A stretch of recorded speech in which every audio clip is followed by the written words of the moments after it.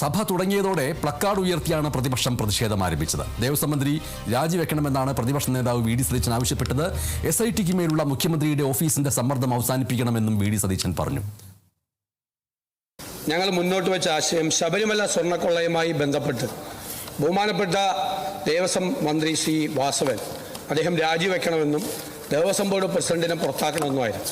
Sir, ഇന്ന് ഞങ്ങൾ ആ ആവശ്യത്തിൽ ഉറച്ചു നിൽക്കുകയാണ്. ദേവസ്വം മന്ത്രി കാരണം 2024-25 കാലത്ത് ഗുരുതരമായ ക്രമക്കേടുകൾ ഹൈക്കോടതി കണ്ടെത്തിയ സാഹചര്യത്തിൽ അതിൻ്റെ ഉത്തരവാദിത്വം ഏറ്റെടുത്തുകൊണ്ട് ബഹുമാനപ്പെട്ട ദേവസ്വം മന്ത്രി രാജിവെക്കണമെന്നും SITയുടെ മീതെ മുഖ്യമന്ത്രിയുടെ ഓഫീസിന്മേലുള്ള സമ്മർദ്ദം അവസാനിപ്പിക്കണം എന്നാവശ്യപ്പെട്ടുകൊണ്ട് ഞങ്ങൾ സമരത്തിലാണ് എന്ന വിവരം ഞങ്ങൾ അങ്ങയെ അറിയിക്കുന്നു.